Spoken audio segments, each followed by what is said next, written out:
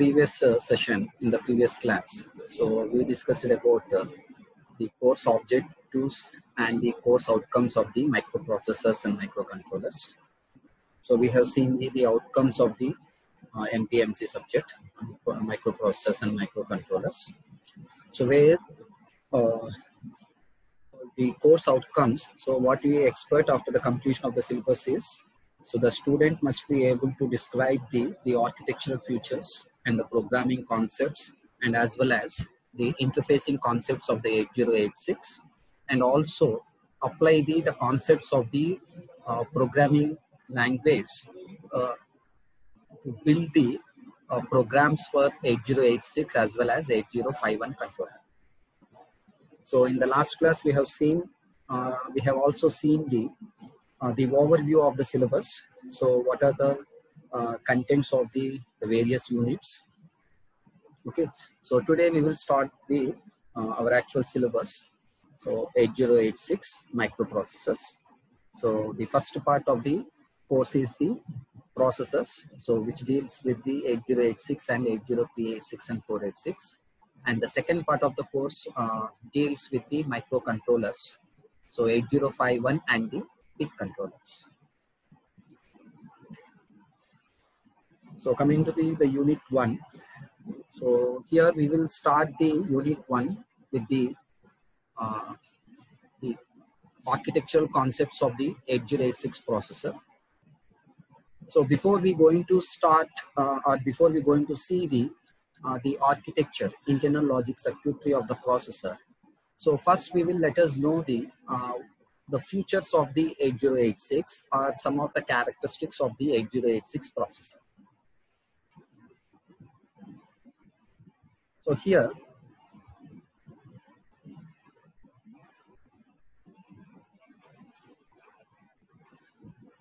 so anyhow, before we move on to the features, so let us see what is a digital computer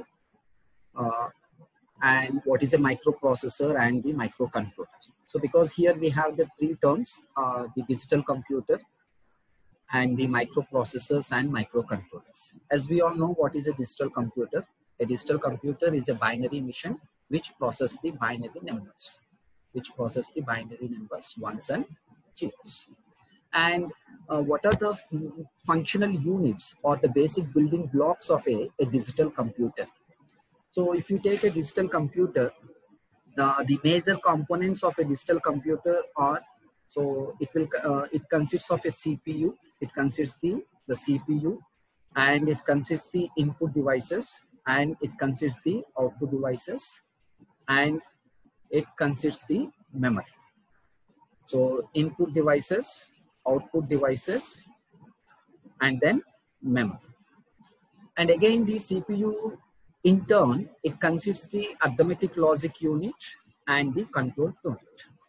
So these are the main functional units of a digital computer. When we say about a digital computer, these are the functional units. And we know the function of each functional unit: input devices, about output devices, and memory, and the CPU. So our concern is on the CPU here.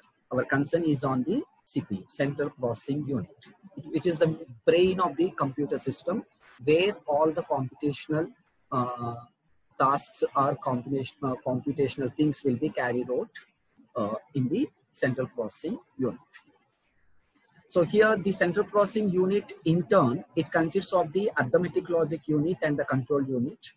So what is an ALU and what is a CU? So the arithmetic logic unit, so it performs all the arithmetic and logical operations, and where the control unit CU, so which performs all the control operations which are necessary for the processor operations. So now a digital computer, it consists the CPU, where the CPU in turn consists the arithmetic logic unit and control unit.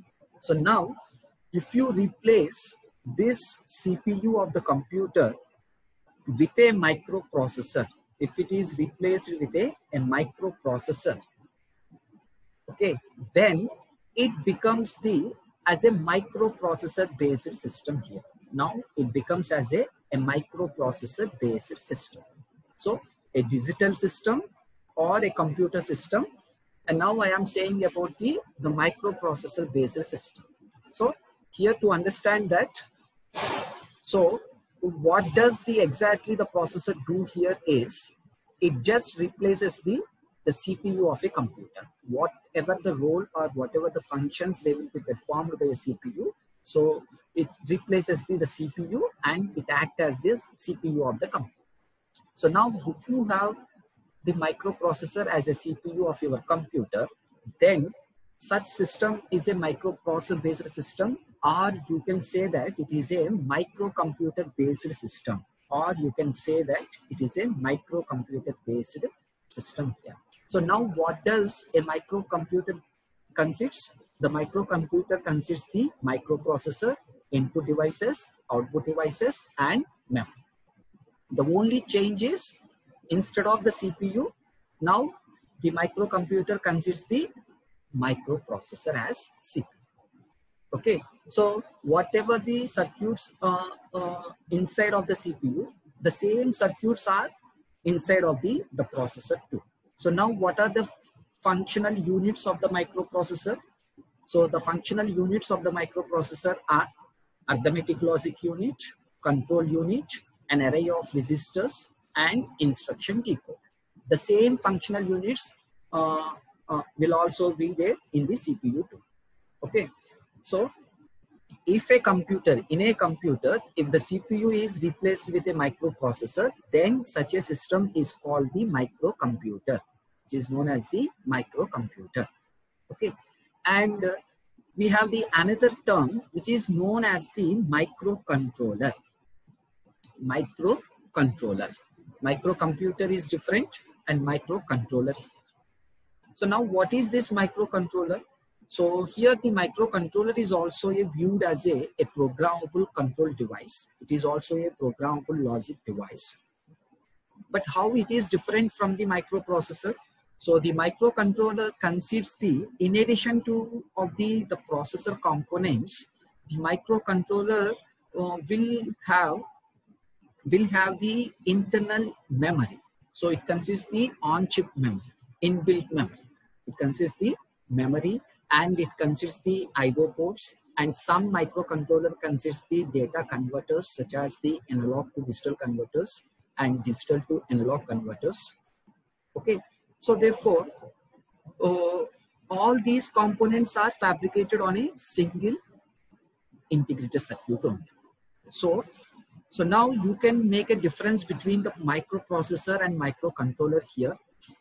The microprocessor is a programmable logic device which performs which processes the binary data. But the functional units or the parts of the microprocessor are ALU, control unit, array of registers, instruction decoder. These are only the parts of the microprocessor. How about the microcontroller? The microcontroller consists the microprocessor. So in a single IC, the microcontroller consists the microprocessor plus I/O ports plus memory, simply memory. In addition that, it can also have the counters, timers, and data converters, ADC, DAC. So now here the microcomputer can be viewed as a single purpose computer here.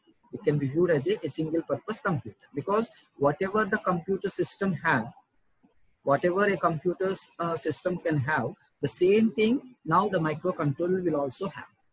But the microcontrollers are meant to perform these specific functions only. They cannot be used for the generalized purpose applications. Remember that. So a microcomputer or a digital computer, they can be used for the general purpose applications. You can do any functions or you can do anything with those systems.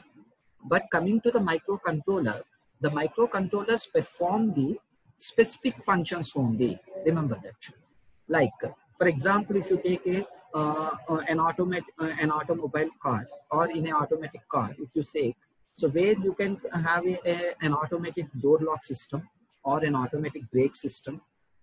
Okay, So, and you can use it for different purposes. So where the microcontroller can perform the specific functions here. The microprocessor can perform the generalized purpose applications. Okay, so here we need to know about the three terms. The three terms are the microprocessor, microcomputer, microcontroller. So I hope you get these points here. So do you understand that? What is a microcomputer and what is a microprocessor and what is a microcontroller? So I need your response. So be respond here. So do you get these terms? Microcomputer, microprocessor, and microcontroller. Yes, sir. Yes, I need others' response too here. So only one cannot. I mean that if one response is not sufficient. I think ఏంటంటే మీరు elect కొన్నారో లేదన్నది నాకు కావాలి. మీరు ఏదో on చేసుకొని పడుకుని పోయారనుకో ఉపయోగం. Okay. So these are the three terms: microcomputer, microprocessor, and microcontroller. So then, we will move on to the futures of the 8086. Futures of the 8086. So we will directly step into the 16-bit microprocessors. So before that, I want to add one point, that evolution of the microprocessors. Evolution of the microprocessors. So in the evolution of the microprocessors, if you see, we have 5 generations: first generation, second generation, third generation, fourth, and the 5th generation. So here the first generation microprocessors are the 4-bit microprocessors. They are 4-bit microprocessors.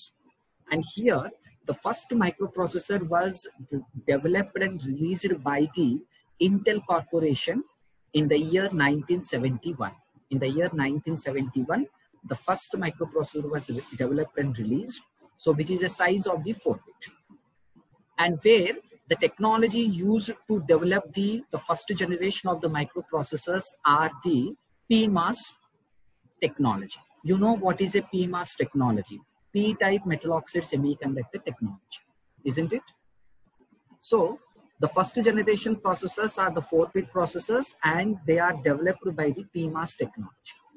And here we have a drawback with the PMOS technology. The advantage with the PMOS technology is the low cost, but the disadvantage with the PMOS technology is the low speed. Low speed, low density, and low, what do you say that matching levels. The output current values of the PMOS are the smaller, so therefore they cannot be used to carry out for the next generation, next stage of the circuit. So compatibility is less. That is the pros and cons of the, the advantages and disadvantages of the first generation 4-bit microprocessors.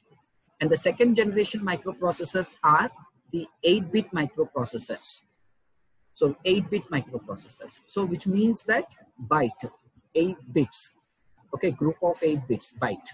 Okay, so the second generation are the 8-bit microprocessors. They are developed in the year 1973. So it was released in the 1973. So here also we have the PMOS technology as well as the NMOS technology too. PMOS technology and NMOS technology. So the microprocessor which is developed with the PMOS technology is 080. This is the microprocessor 8-bit which is developed with the PMOS technology. And to overcome from the disadvantages of the PMOS. So what are the disadvantages of the PMOS? Low speed, low density. So that is the number of transistors per a single semiconductor die is less number if you go with the PMOS. So therefore, the density is low and the compatibility is also low. So they have gone for the NMOS technology. So here the 8085 is the first 8-bit microprocessor which is developed with the NMOS technology. Remember this. 8085 is the the first 8-bit microprocessor which is developed with the NMOS technology.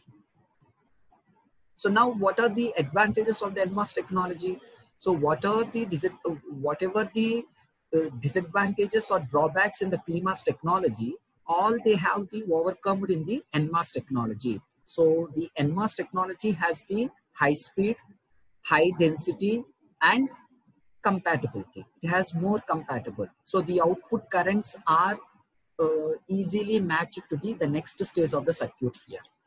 So that's why the 8085 is the NMOS technology here. It is developed with the NMOS technology. Okay, and then coming to the third generation, which is a 16-bit microprocessors. So now in our syllabus, we have the 16-bit microprocessors 8086. So we are start from the third generation. Okay, our syllabus starts from the third generation. So here the third generation microprocessors are the 16-bit microprocessors. So here the first 16-bit microprocessor is 8086. The first 16-bit microprocessor is 8086. So it is developed or it is released in the year 1978 with the technology HMOS technology here. With the HMOS technology. So here the HMOS technology means it's high density metal oxide semiconductor technology. High density, H stands that high density. Comparatively NMOS, the HMOS will have the more number of devices on a single semiconductor die. So which means that number of components are fabricated more in the HMOS technology. Okay, that is the third generation microprocessors. And then we have the fourth generation are the 32-bit microprocessors. Fifth generation are the 64-bit microprocessors. So the examples to the 32-bit microprocessors are, so here 80486 is one of the example to the 32-bit microprocessors. And from there, we have the 32-bit microprocessors. I mean that 80486 and then Pentium Pro. So these are all comes from under the fourth generation microprocessors. And then the fifth generation microprocessors are the 64-bit microprocessor. You know, the current state of the processors are the 64-bit of the processors now. We are not at the 128.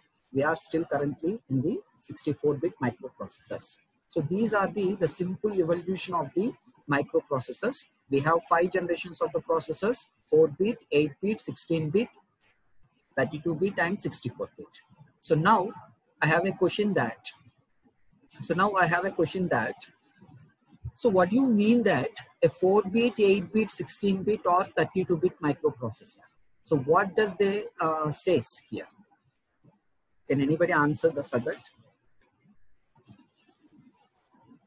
What do you mean that?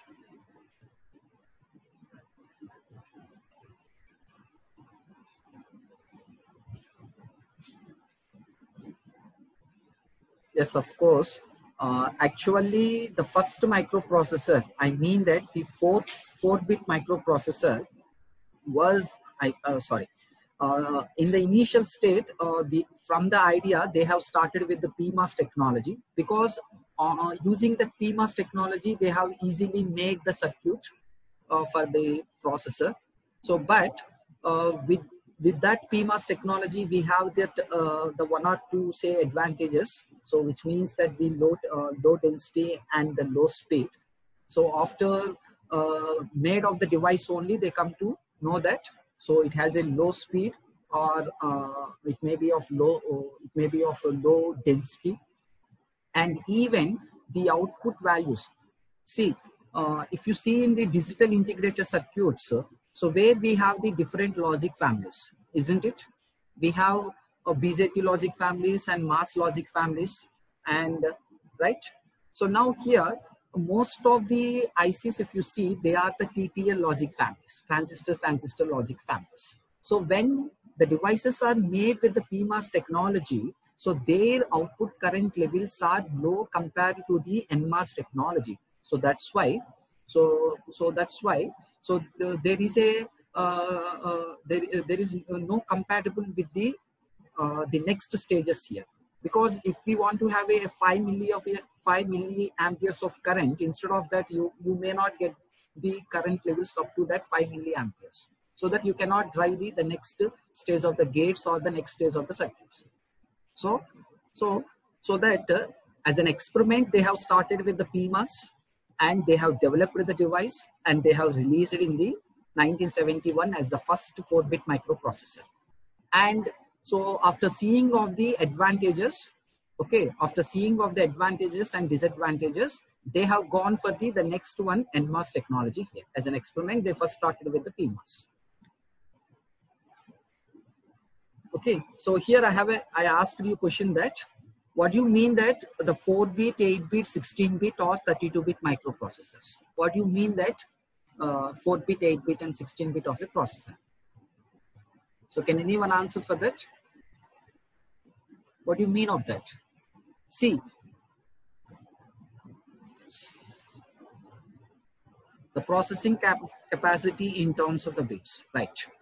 So here, the 4-bit, 8-bit, 16-bit, they are called as the word length of the processors. Word length of the processors. So when I say that it is a 4-bit microprocessor, so that 4-bit microprocessor is capable of maximum, it is capable of at a time carry a 4-bit data only. It can have the multiple of the 4-bit data. Simultaneously, it may process, but maximum it process the 4 bits only. I mean that on the other hand, you can also say that the internal resistors and the size of the arithmetic logic circuit is also designed in reference to that word length only. So for example, 4-bit microprocessor, the size of the ALU is the 4-bit. When you say about the 8-bit microprocessors, so the arithmetic logic unit is designed with the 8-bit. So therefore, the ALU of the 8-bit microprocessor, it performs the 8-bit arithmetic operations only. It may also perform the 16-bit operations, but maximum it will take the only 8-bit. So which means that the 4-bit, 8-bit, 16-bit, 32 or even the 64-bit, they describes the whole length of the microprocessors. They determine the size of the data bus, and they also determines the size of the internal resistors and the size of the arithmetic logic unit. నేను ఎప్పుడైనా 4-bit అన్నాను అంటే ఆ microprocessor ALU ఎంత ఉంటుంది size 4-bit ఉంటుంది. నేను 16-bit microprocessor అన్నాను అంటే దాని అర్థం ఏంటి, ఆ మైక్రోప్రాసెసర్ ALU సైజు 16-bit ఉంటుంది, ఆ రెసిస్టర్స్ 16-bit ఉంటుంది. So I hope you get this point. Okay, so what do you mean that 4-bit, 8-bit, 16 or 32 or 64-bit? They describes the size of the ALU. They describes the size of the internal resistors. They describes the size of the data bus. So what is the size of the data bus of a 16-bit microprocessor? The size of the data bus is 16, D0 to D15. If for a 32-bit, D0 to D1. Okay, so I hope you get this point here. So do you get this point?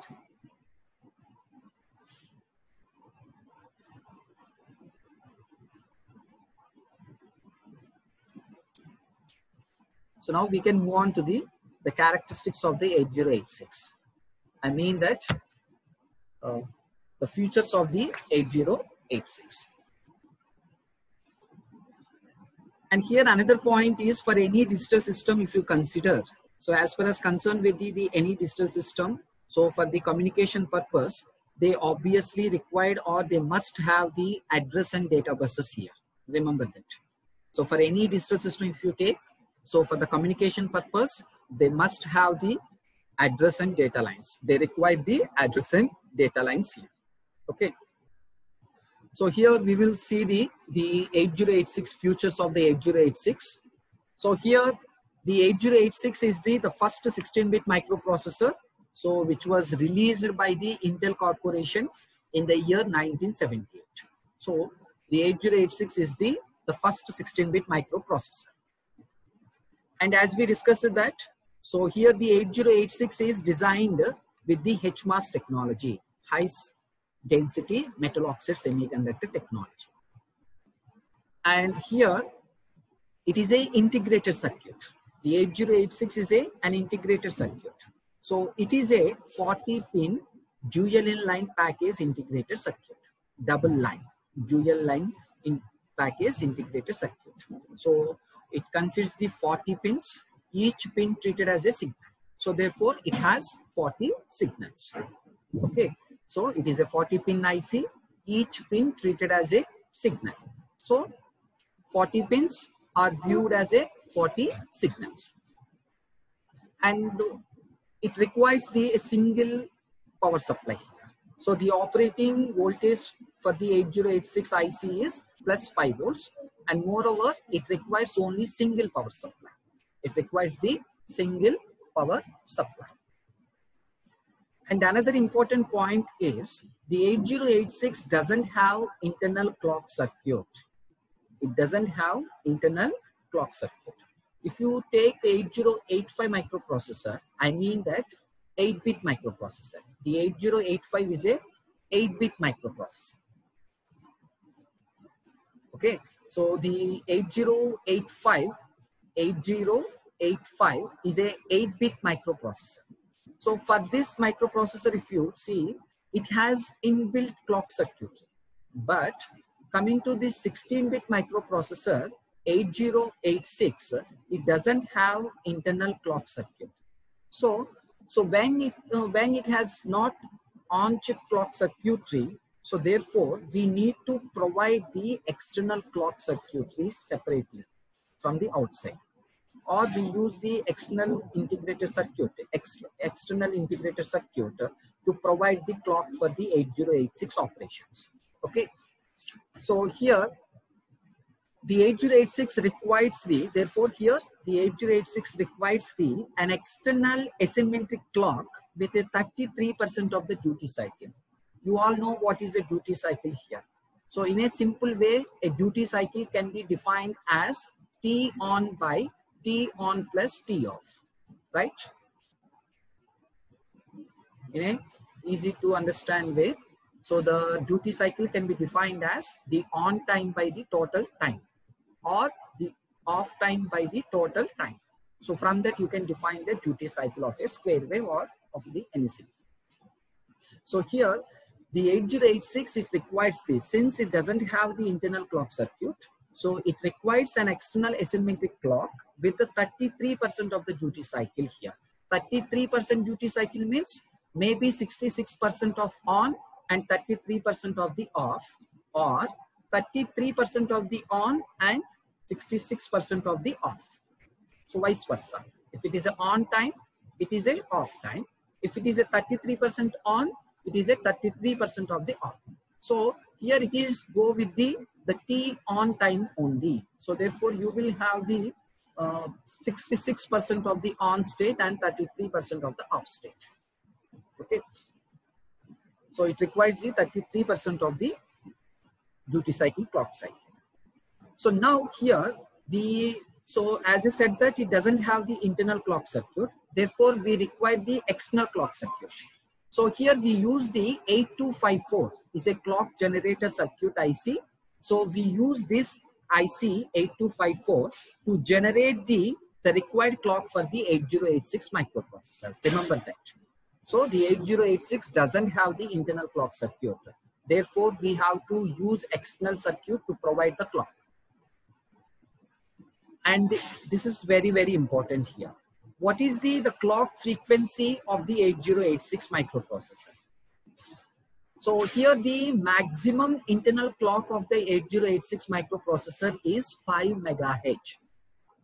So understand the statement, internal clock circuit. I am saying that internal. So obviously you will have another question that what about the external clock? The external clock of the 8086 must be triple of the internal clock circuit. Why we will see later. Okay, so the external clock must be triple of the internal clock frequency. I mean that if it is a 5 MHz of the internal clock, the external clock must be 15 MHz. So that 15 megahertz internally divided into 3 parts, and they will be used for the different applications. So we will see later. Okay. So now what is the internal clock frequency of the 8086 microprocessor, which is 5 megahertz. Okay. So do you get the points here?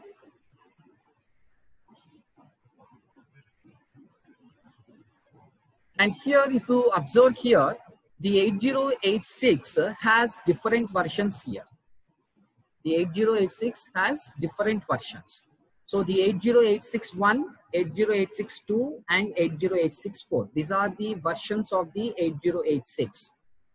And all these circuits are differentiated in the point of the clock frequencies, operating frequencies. So the 80861 is having the 10 megahertz of internal clock frequency, and 80862 is with the 8 megahertz, 80864 is with the 4 megahertz here. So all these circuits will have the same architecture circuit, but they will be differ in the operating clock frequencies only, except that the circuits are identical with each other. And then very important point is address. So for any digital system, for communicating with the peripherals or for the communication purpose, the digital device must have address and data lines. So here, the 8086 uses a 20-bit address bus. So when I have a 20-bit address bus, what is the total capacity of the memory here? The total memory of the capacity is 2 power 20. So that is 1 megabyte of the memory. Right? 10,48,000. Okay. So 2 power 20. The memory space of the memory capacity of the 8086 is 1 megabyte of the memory space. So it uses the 20-bit address bus so that it can handle or it can access up to 1 megabyte of the memory space. Is it clear? So what is the size of the address bus of the 8086? It is a 20-bit address bus. And what is the memory capacity of the 8086? The memory capacity of the 8086 is 1 megabyte of the memory.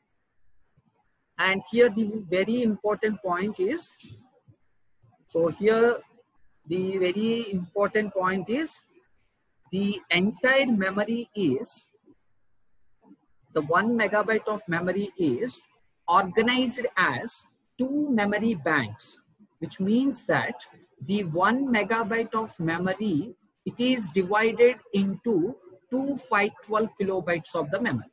It is divided into 2 512. ఈ రెండు కలిపితే ఎంత వస్తుంది? 1 MB వస్తుంది అన్నమాట. Right?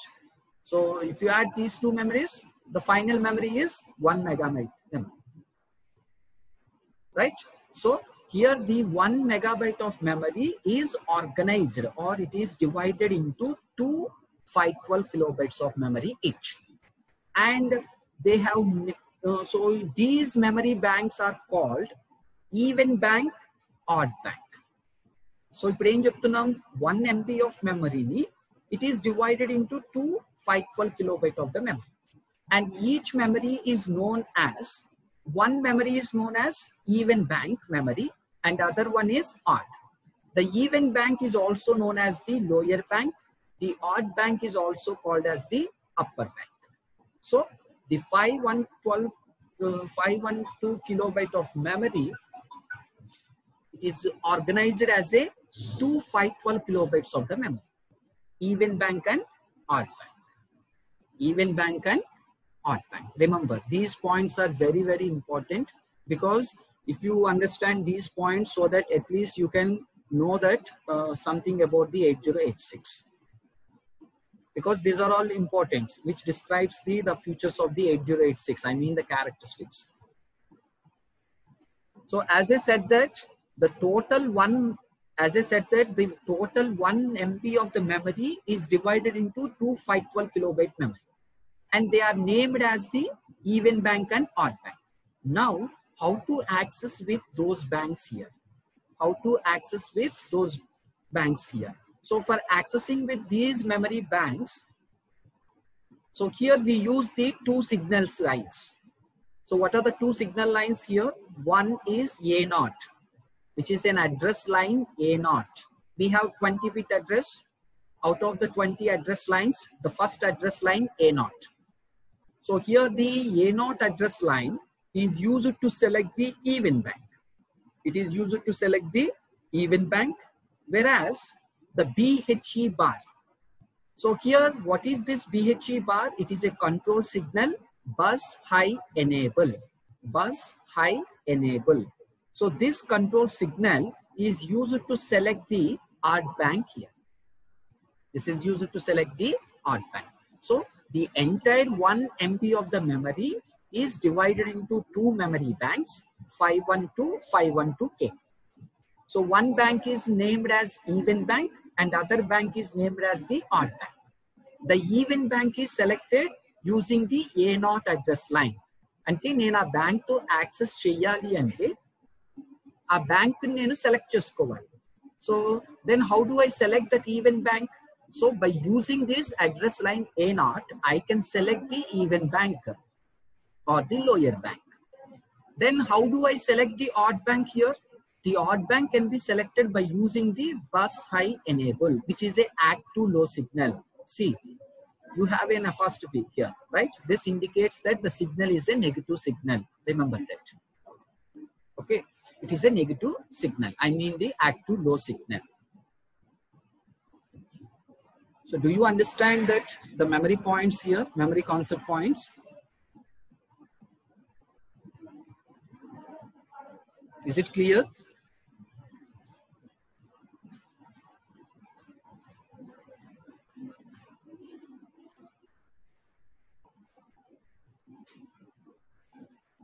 So I need a response. Can anybody respond? Yes, sir. So next one is the another important aspect is peripheral devices interfacing. So see, the microprocessor is a single IC. So where it is interconnected with the other peripheral devices to form a complete system, right? The microprocessor 8086 is interconnected with the peripherals can be connected to the processor to form a complete system. So now here we have the mainly 2 types of the devices: memory devices, peripheral devices. So if the memory devices are connected to the 8086, so we need to identify those devices. Actually, we need to identify those devices. So then how can I identify those devices? So there must be have a address. So here for memory mapped IO devices, what do you mean that memory mapped IO devices? Memory mapped means memory interfacing. Ante manaki for example 1 MB memory space undani cheptunna. ఈ 1 MB ని నేను interface చేసుకోవచ్చు కదా microprocessor కి.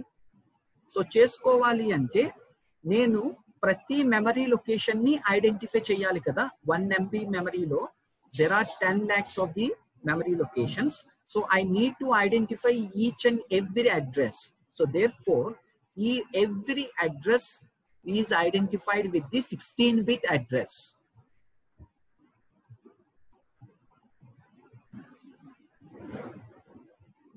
Sorry, wrong chappan.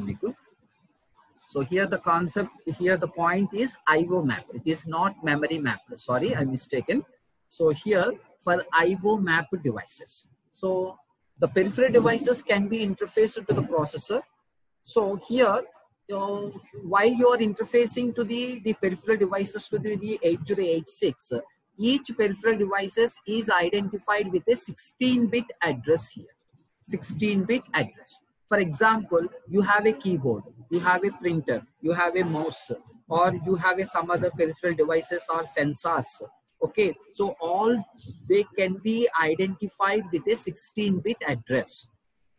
So therefore, for 8086, we can interface 65,536 devices, 2 power 16.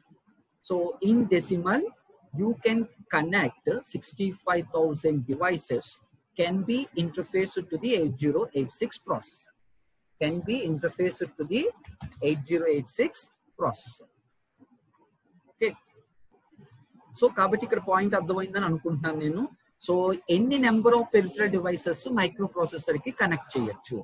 So you can interface the 65,536 devices can be interfaced to the 8086. So how you can identify each device? With the help of a 16-bit address. Remember that. And so here the another type of the devices is memory. So here the memory can also be interfaced, isn't it? The memory can also be interfaced. So you know that how much memory can be interfaced to the 8086. So how much memory can be interfaced to the 8086? So can you answer for this? How much memory can be interfaced to the 8086? So please be respond. How much memory can be interfaced to the 8086? So I need your response. Reply ఇవ్వాలి. Respond అవ్వకపోతే use ఏమి ఉండదు. మీకు point అర్థమైందంటే మీరు చెప్తేనే కదా నాకు అది తెలుస్తుంది మీకు అర్థమైందని ఒక point. So can anybody answer, or even you can type in the chart also. 64 kilobyte of the memory. So that is not correct. 64 kilobyte is not correct. How many address lines are there for 8086? See, what about others? Others also must be respond. Okay. So so how many address lines are there for 8086? Just now we have seen in the slide. It is not 2 power 16. See, the 8086 has 20 address lines. We will just go back to the right 1 MB, right? Just a second.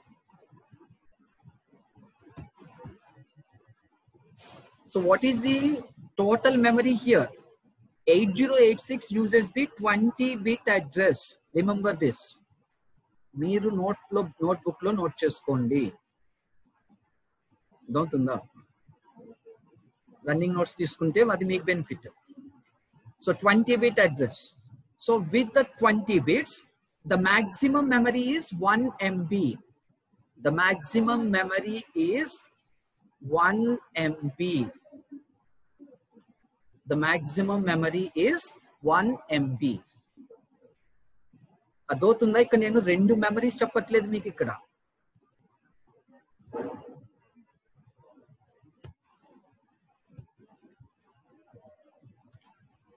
ఇక్కడ నేను మాట్లాడేది 2 power 16 ఏంటంటే number of IO devices ఎన్ని connect చేయొచ్చు 8086 processor. 8086 processor కి peripheral devices ని 64 kilobyte connect చేయొచ్చు. ఎంత అడ్రస్ తో? 16-bit address. కానీ 8086 కి ఎన్ని అడ్రస్ లైన్స్ ఉన్నాయి? 20 అడ్రస్ లైన్స్ ఉన్నాయి. So therefore 2 power 20. 2 power 20 అంటే ఎంత? 1 MB. 1 MB. సో కాబట్టి ఇక్కడ మనకి 2 types of interfacings ఉంటాయి. ఒకటి memory interfacing. You can interface 1 megabyte of the memory. Second ఏంటి? IO devices. So how many IO devices can be interfaced? 64 kilobyte of devices. 64 kilobyte of devices. ఎన్ని address lines ఉంటాయి? 2 power 60. ఈ రెండింటికి difference తెలుస్తుందమ్మా. 2 power 20 అంటే memory capacity. 2 power 16 అంటే number of IO devices, number of input and output devices. So now to differentiate the memory related operations and IO related operations. Memory related operations. Memory related ante enti? 1 MB of memory space to manam chese read and write operations. Alage 64 kilobyte of the peripheral devices unnai kada, వీటితో మనం చేసే read and write operations. So memory related operations ante memory to chese operations. IO related operations ante peripheral devices to chese read and write operations. So therefore here the memory related and IO related operations can be differentiated by using this signal. So what is this signal? M by IO bar. M by IO bar. Okay, this indicates negative signal, active low. So if M by IO bar is 1, so then it is related to the memory operations. If M by IO bar is 0, then it relates to the IO operations. So to differentiate the memory related and IO related operations, we use this control signal M by IO bar signal to differentiate the memory and IO related operations. Do you understand this point or not? See, at least ఎవరో ఒకరు respond అవుతూ ఉంటేనే ఉపయోగం ఉంటుంది. అంటే మిగిలిన వాళ్ళంతా వినట్లేదు అనమాట, అంతేనా?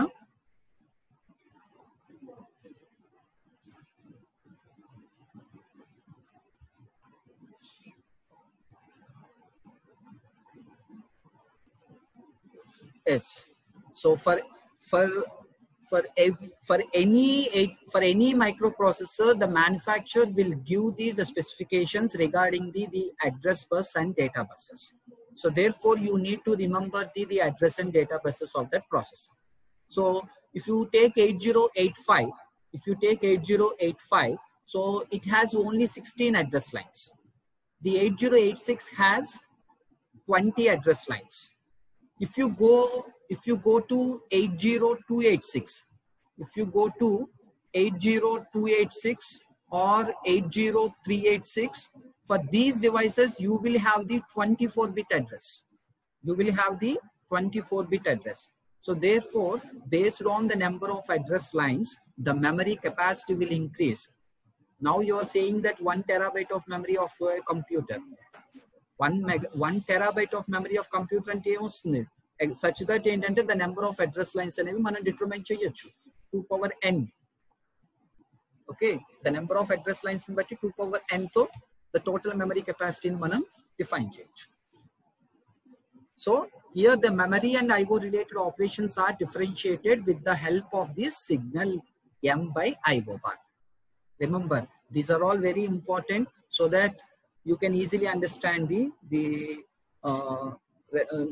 rest of the topics here.